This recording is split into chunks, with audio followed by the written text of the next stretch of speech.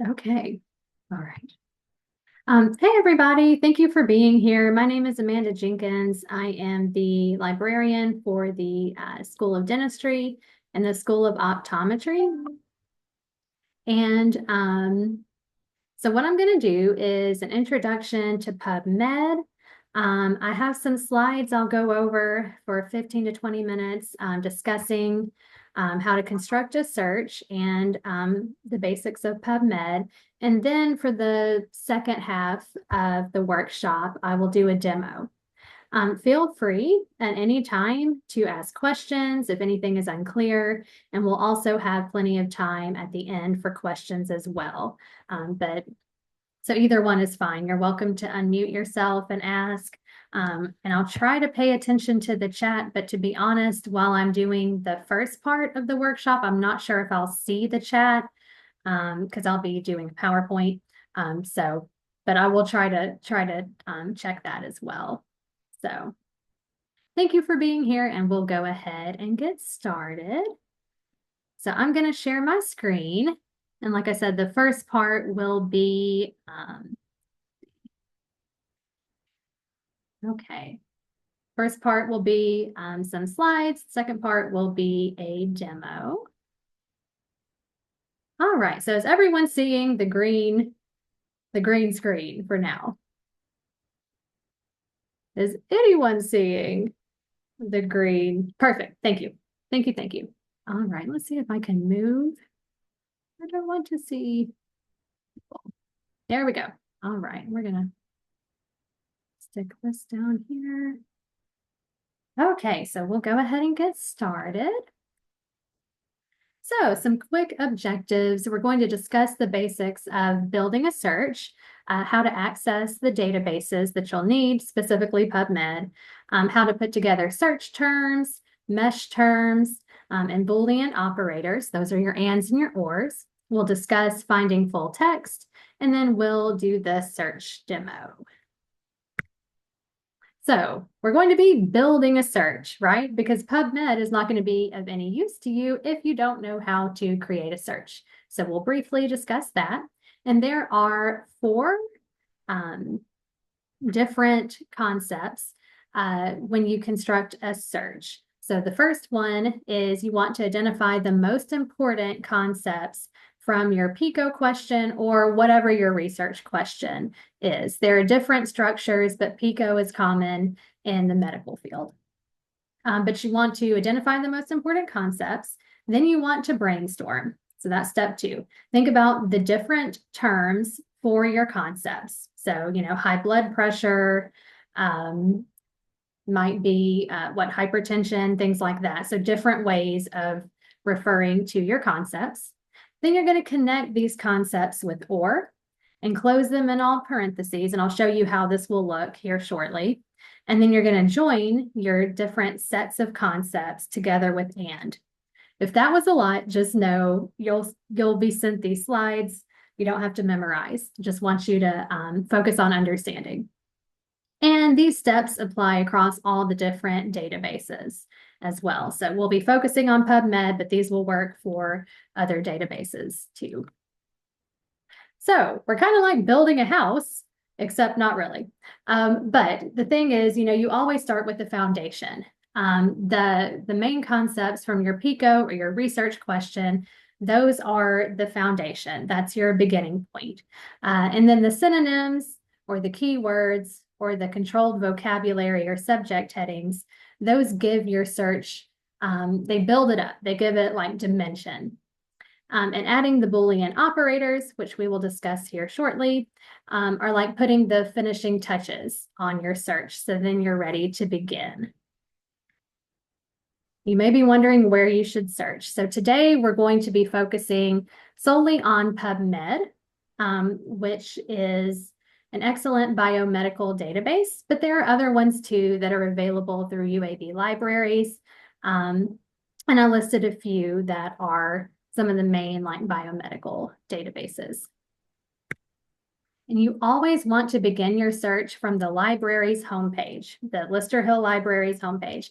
And that is because we have subscriptions to full text of different articles, and you will get access to that full text if you start with the library's homepage. And it looks like this. So this is a screenshot, but we have from our homepage direct links to the major biomedical databases. And this is how you will access PubMed, either right there, or right there, or right there. And if you're looking for another one, you can click on databases and see the full list. So when we create a search, so this is going to be like before you even start going to PubMed, you want to think about keywords and controlled vocabulary for your research concepts. Keywords, we have some listed here on the left. They're like the natural language that you would use in like conversation or the layman's terms for your concepts. So things like high blood pressure, right? And then on the other side of the screen, we have controlled vocabulary. I'm going to use the phrase controlled vocabulary interchangeably with subject headings. And what those are the preferred terms for the database. And they're typically the more clinical terms for your concepts. So like hypertension, things like that. And when we use those subject headings, it's going to search only in the subject field of an article. And what this does is this will bring articles that are related to your concepts, regardless of the specific language that the authors are using. So they can call it 10 different things, but if it's about hypertension, if you use that subject heading, you should retrieve it. And subject headings look different from database to database. Today we'll be discussing PubMed, and PubMed uses mesh terms. That's what they're called, and it's short for medical subject headings. And so you'll see in this column to the right a few examples of how those mesh headings need to be formatted for a search. And so we've got the subject heading, and then it's enclosed in double quotation marks with mesh and brackets right behind it. And that's the case no matter what the subject heading is. These do need to be looked up, and I'll show you in a little bit how to access the database to find these subject headings because they do need to be exact in order for them to work. So the way that you access the mesh headings is through PubMed's homepage.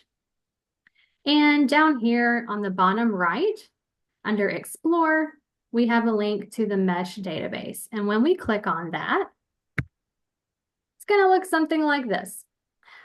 We have our search box right here, and you can type in any kind of medical concept. Right here we have heart attack, and then click search.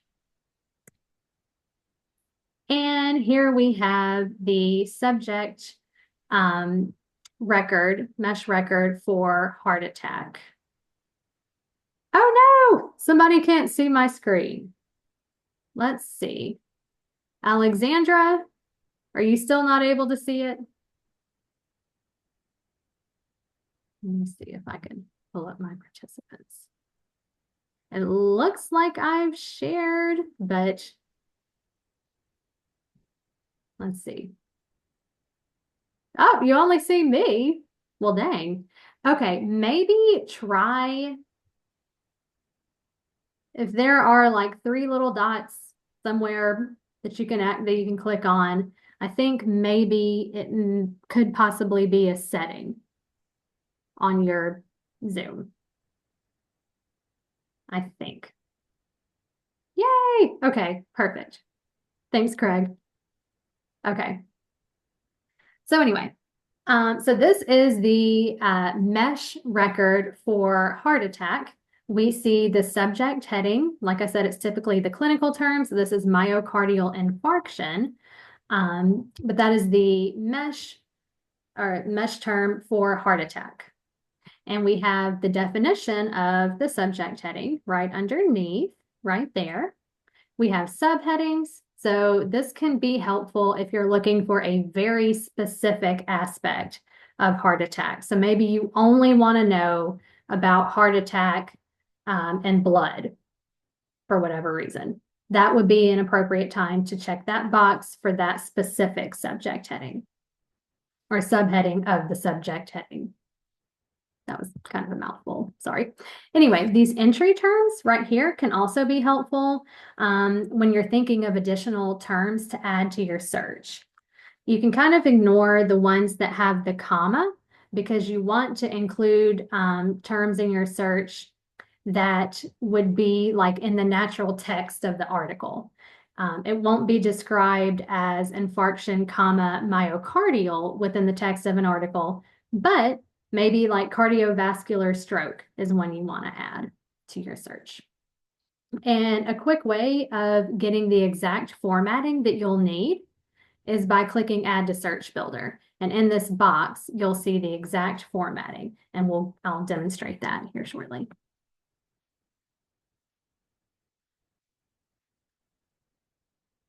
Okay, so let's say that you have found an article that is spot on, right on your topic.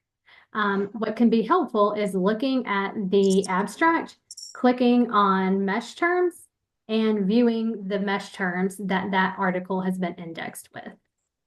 So when you click on mesh terms from the PubMed abstract, you'll see the full list. Some may be helpful, some may not be, but it's good to be able to find those. So I did a lot of talking about mesh, but here's the thing, y'all. It's not perfect. So not every article is indexed. It takes several months for brand new articles to be indexed with mesh, and then some fall through the cracks altogether.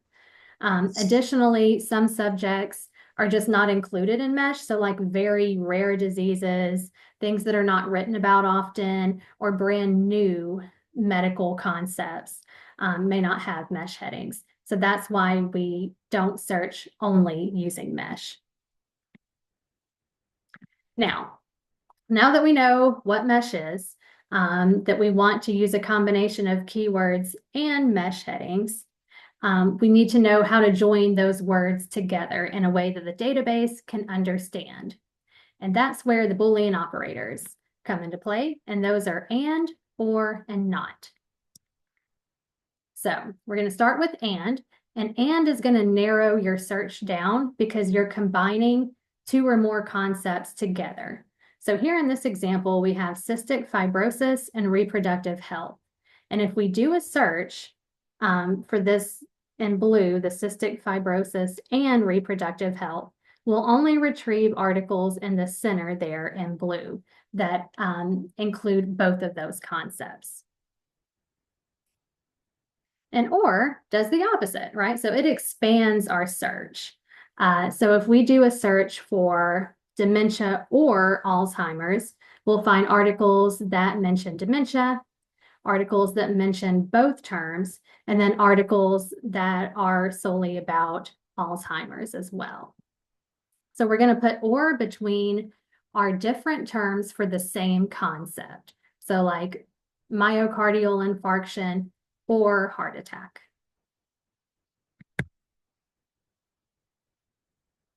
I feel like I skipped. Sorry, y'all. Okay. The last Boolean operator is not.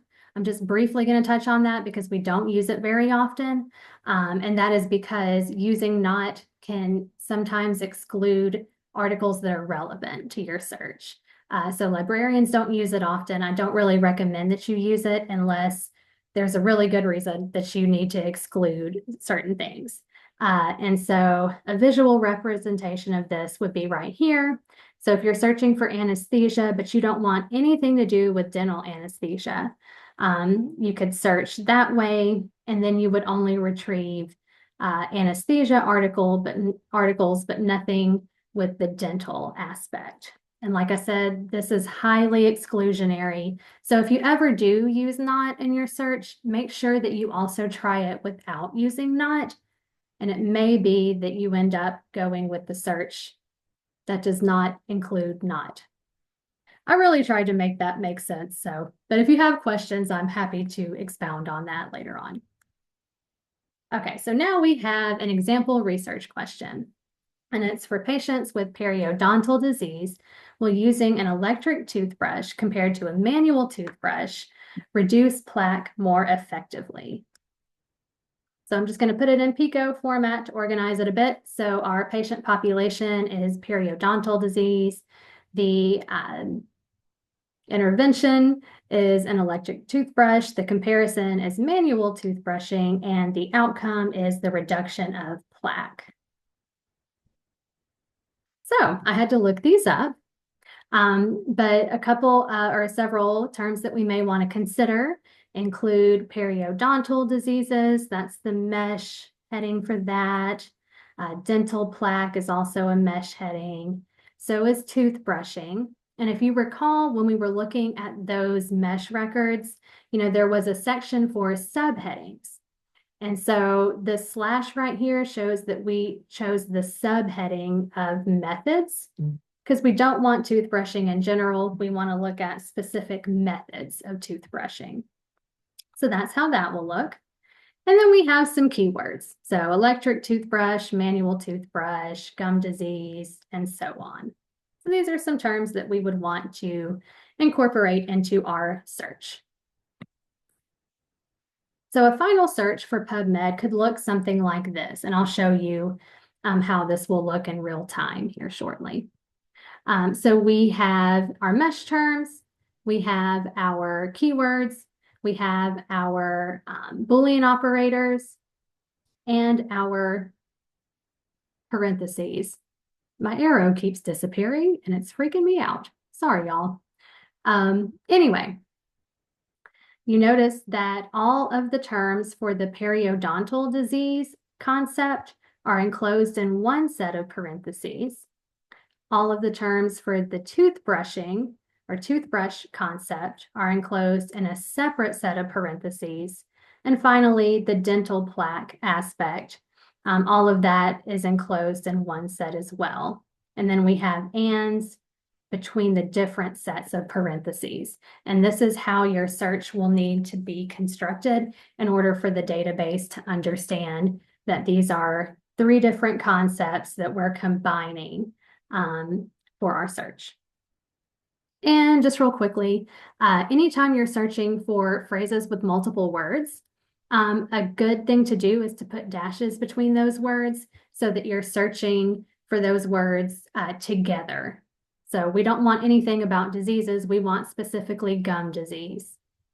And I put asterisks at the end of some of these words, and that's called truncation. And what that does is it's going to pull everything in front of that asterisk and then any combination of letters behind it. So this will pull both gum disease and gum diseases.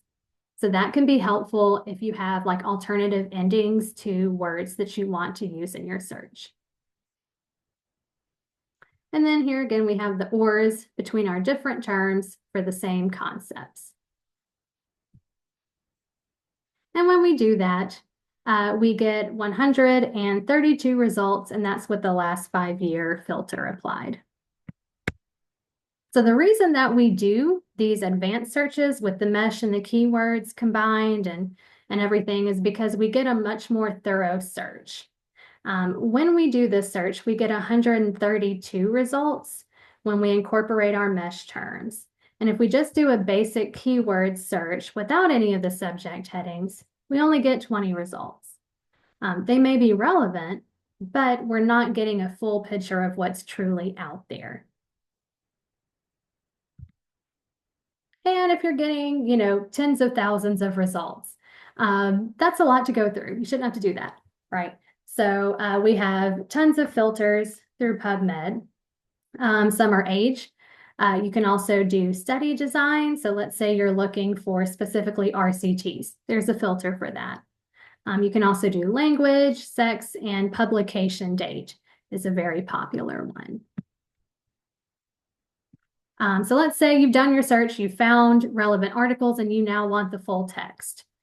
From the article's abstract, if you look at the top right of the screen, either of these links under full text links will take you to the full text. That's why it's so important to make sure you begin your search through the library's website. All right, now for the fun part. Going to close out of this PowerPoint. And we're going to go to PubMed. And actually, we're going to go from the library's website, like I said. Okay, so first we're going to explore the mesh database. So right from here, we're going to click on mesh database. And we're going to look for our subject heading for that first concept that we had, which was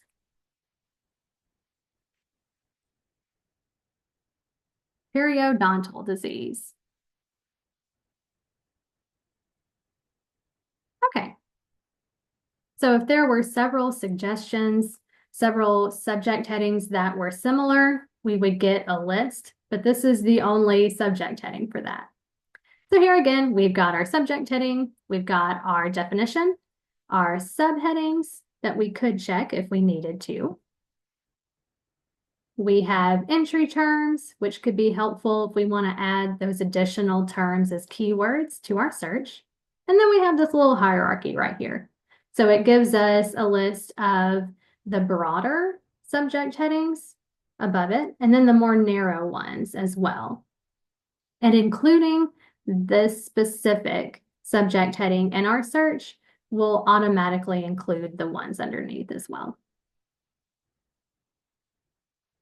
Now, to get the formatting that we want, we're going to go to this box over here and click Add to Search Builder. And that's going to give us the exact formatting that we need for our search. I meant to mention this earlier, but anytime you're constructing a search, it's going to save you a ton of time to open up a Word document or a Google Doc or even an Excel file or an email.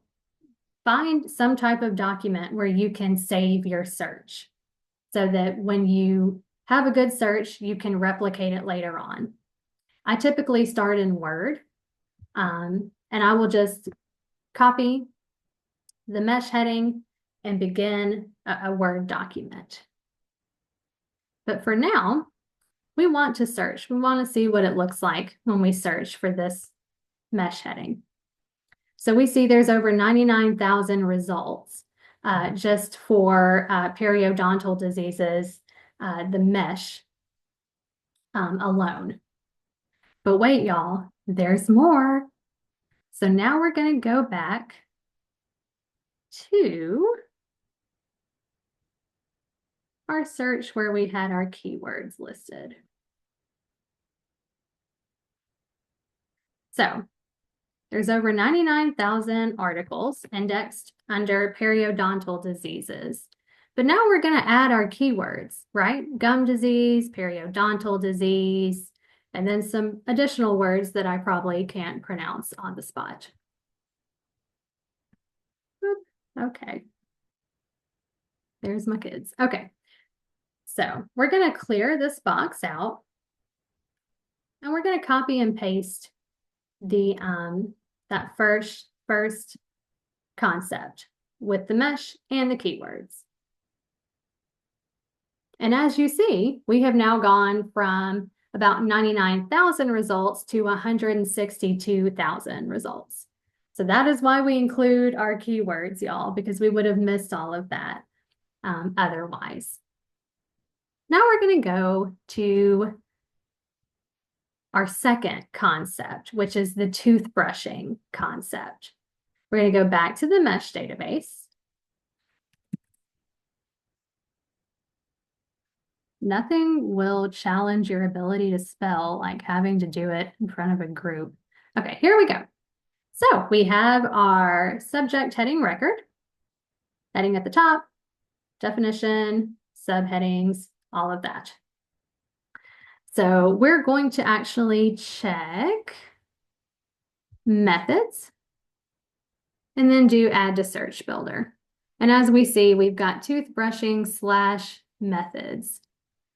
And if we were creating this search from scratch, we would copy all of this, paste it into our document that we're creating. And we'll search PubMed and see what we get. Okay, a little over 1,000 results. Now we're going to compare that to our search that includes the mesh term and our keywords.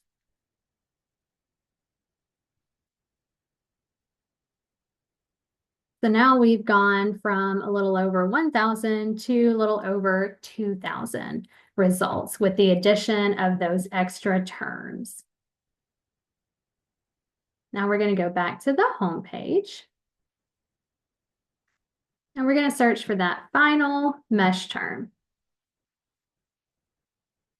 which was dental plaque. Okay. And here's an example of when there are similar subject headings, how they get listed. But we want dental plaque. And we're going to follow the same routine of add to search builder. We're creating our Word document or whatever document we've created with our search. So you can copy and paste that. But right now we're just going to do search PubMed and see. Okay, so we get over 17,000 results just with the mesh.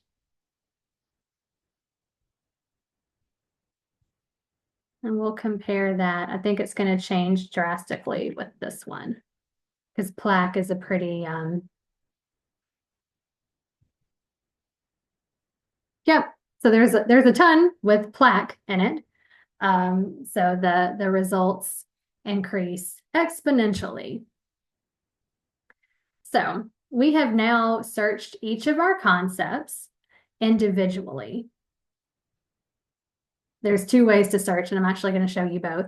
But now we have done our concepts individually. And to get to our history so that we can combine our concepts together for a search, we're going to click on Advanced. And this will show you your whole history of everything you have recently searched in PubMed. So we have the search query, like what was entered into the search box. We have the results number, and we can click on these numbers to get back to that result list. It also has the time that we performed the search. So what we want to do here is combine all of our search terms together, all of our search concepts together. So let's see. This is the one that has our mesh term and our keywords. So we're going to click these three little dots under Actions, and then we're going to click Add Query. And that's going to add that query into this search box right here. So we've got our first concept, the periodontal disease concept. Then we want to do the toothbrushing with our keywords. So we're going to click the three buttons again.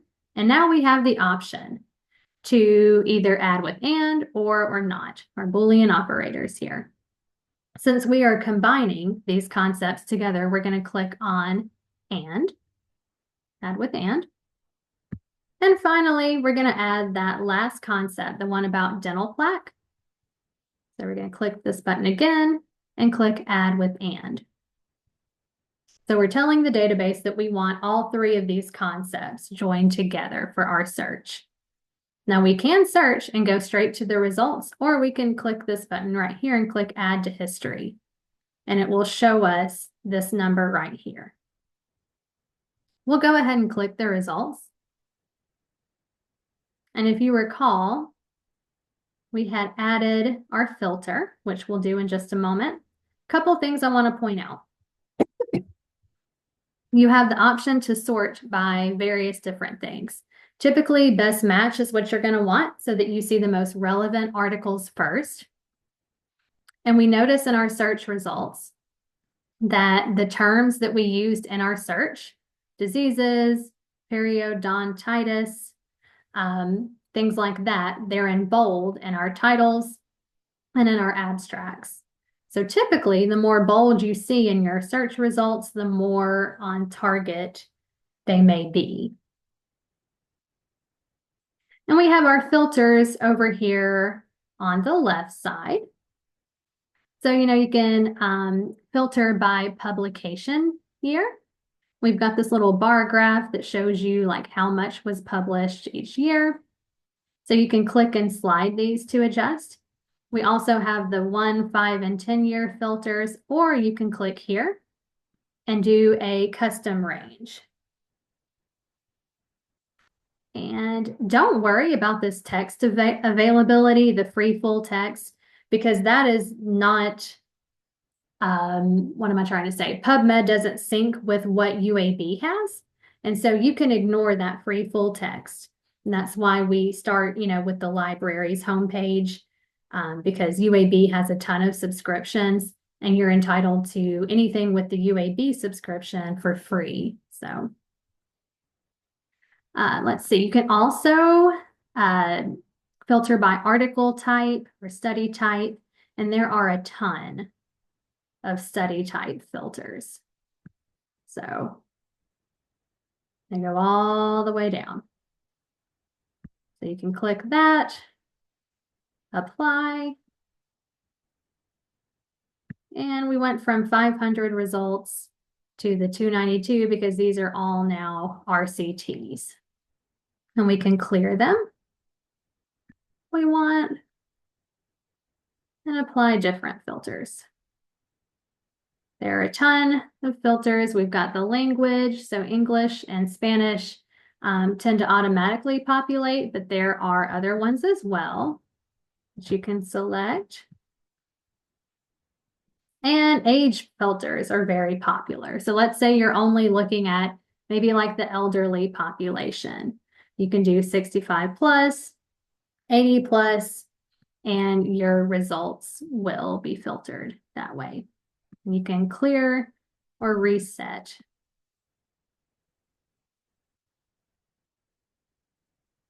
So to get to the number that we had originally stated, we click the 5 years, and that brings us to the 132 results. So we began this search by, looking up our mesh terms and then combining our concepts together with the advanced search. But you can also, create your document and add your ands, in manually. So you have a search that looks something like this. And you can also just copy and paste the whole thing in. And you should get the same results. Same results. I recommend trying to break it down by concepts and usually starting that way in case there is a problem with the search. Maybe something's misspelled. Maybe, maybe there's an issue. If you break it down by individual concepts, it's easier to catch the mistakes that way. But as you see, you get the same results. And here you can go to advanced and see your search history again. So let's see. We've got a little bit of extra time. Are there any questions about anything I have gone over so far? I'll show you guys one more thing that I think is cool. It might be overkill, but let's see. So you can actually format your keywords, right? So that's anything that's not like a mesh term. You can format them. And the way that they are now, they're open. So they're just the keywords, but there's no formatting to them. And so with this search that we have, they're searching these keywords anywhere in the article, right? Anywhere at all. But if you're getting a lot of results and you want to narrow them down, of course, you can use your filters, but you can also put coding on your keywords. So that's going to look like this. Sorry to change the screens like that. I didn't mean to do that. So at the end of each of these keywords, you can add a field code. And what that does is that's going to only search for, in this case, gum disease and the title or abstract. So the TI stands for title, AB stands for abstract. You could even do just title if you wanted to. But I put it in brackets immediately behind the keyword, no spaces or anything. We don't mess with the mesh because that's already searching only the subjects of these documents, but we can do that for each of our keywords. And you will see when we do that, we'll get fewer results.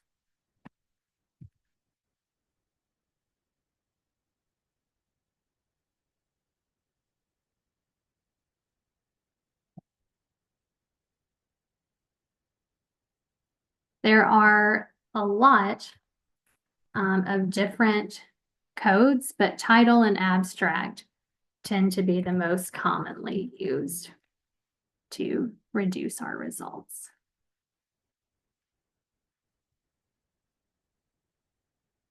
And I would suggest only really trying this after you've tried your search without the formatting, just so you kind of know. So we lost about 20 results that way, but it did narrow them down. So, okay, well, let me see. Any questions before I stop sharing my screen? I feel like I kind of flew through this because I wanted to make sure that we had enough time to do the demo so you could see all of the different features. And actually, I will show you this. So in the user guide, there's a ton of additional information. So if you decide like, hey, I want to do my own research, just really want to research all about PubMed. There's a lot more information in this user guide. It's very detailed. As you can see, it's been recently updated. And let's see. Well, I won't scroll forever, but this is how you find the list of all the different field codes. But like I said, title and abstract is going to be, if you're going to use any, those are typically the ones you would use. But yeah, lots of information here. And I got to this from the home page and click on advanced and then user guide right there. And you can get to the advanced search either right there from the home page, right under the search box, or let's just say we're already on like the results page of something. And you're like, how do I get back to that advanced so I can see my history and combine my searches? It's right there. So pretty much always under that search box. And you can adjust this too, but sometimes it's helpful to do it from the advanced page so you can, see it kind of larger.